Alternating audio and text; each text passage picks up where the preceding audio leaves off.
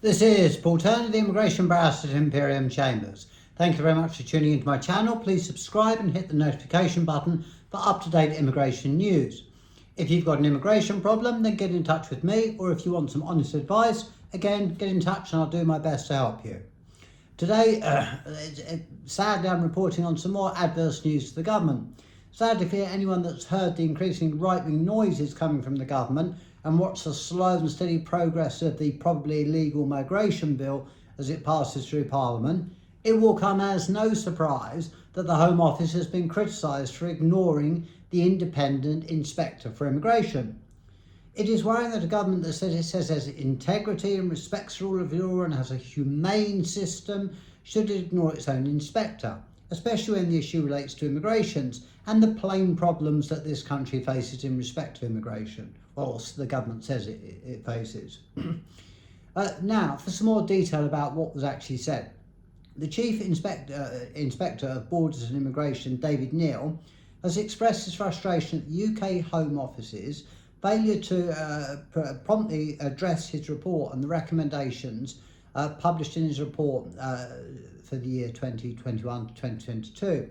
Neal highlights that the Home Office's disregard for the inspectorate and findings stating that the department has failed to lay the inspection report before Parliament within the agreed time frame, so basically ignoring him. He criticised the Home Office for its lack of action in the asylum system, poor record keeping, use of data and insufficient identification and safeguarding of vulnerable people. Can't get much worse, can it? The annual report cites 69 recommendations, of which the Home Office accepted 39, partially accepted 18, but without committing to any specific steps or process to implement the changes. The delay in implementing recommendations due to COVID-19 disruptions and the secondment of Home Office staff to the response to small boats is evident in the Home Office's failure. Additionally, the lack of a published service standard for asylum decisions and the Home Office's approach to engagement with local authorities in respect of the placement of asylum sites still requires improvement, in his opinion.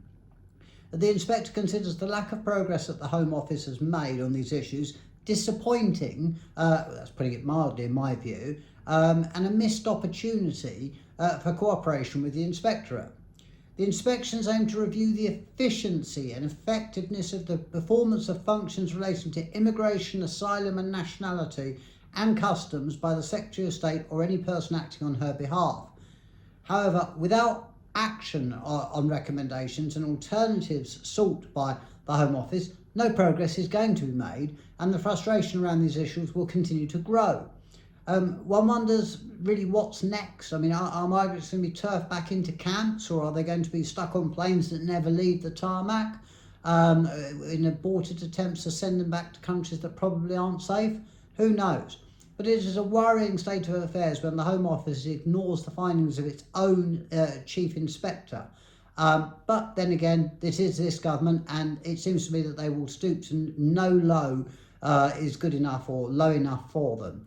Sadly, this is the case. As I say, if you do have an immigration problem, or just subscribe to my channel and hit the notification button if you want to hear some more of my views. These are obviously interspersed with some how-to videos to keep it hopefully somewhat interesting. And remember, do stay safe in these times. They are still somewhat dangerous. Thank you again. This is Paul Turner, the Immigration Barrister at Imperium Chambers.